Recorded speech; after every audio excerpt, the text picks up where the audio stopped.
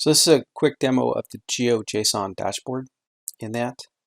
So one is that notice how they say it's client side. What it means, it has enough as long as your data like is in GeoJSON or you're hitting some service that you don't need to install a backend like PHP would need a backend Apache server with the PHP mod.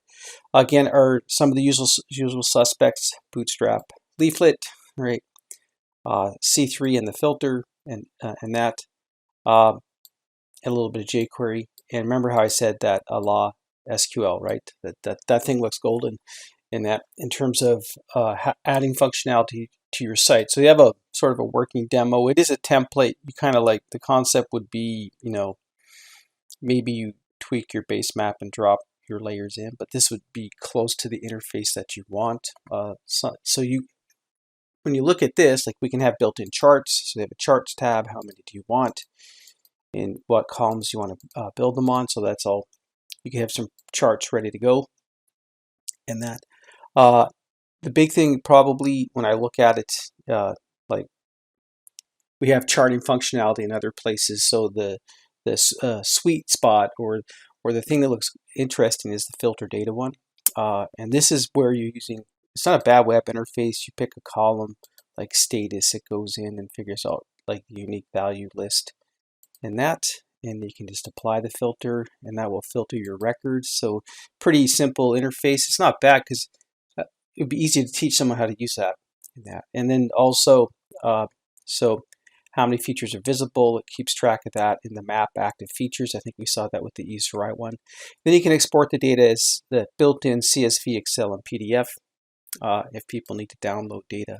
So this is like very specific to, is this the kind of functionality you need? Now, this is probably a Zoom feature. I wouldn't, shock me, and it highlights the one that you picked too, and that, which is nice. So is that the kind of functionality you want? If it is, why would you want to build it on your own?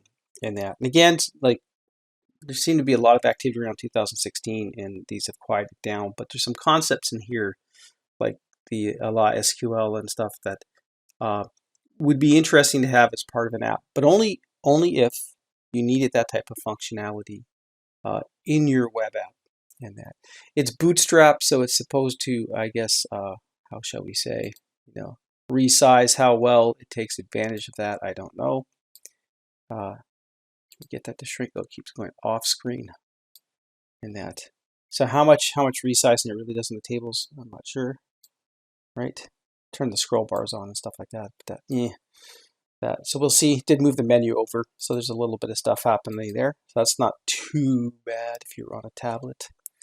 In that, right? Charts still look okay in here, resized in that. So it depends what you're looking for. I mean, what's special about this particular template when you look at all the other charting ones? Probably that way of querying and filtering features, right? And so if that was a key component of your app, someone has already written something in this library, it'd be worth a look to see if you could poach some code, as we say, to help you build a solution on your end.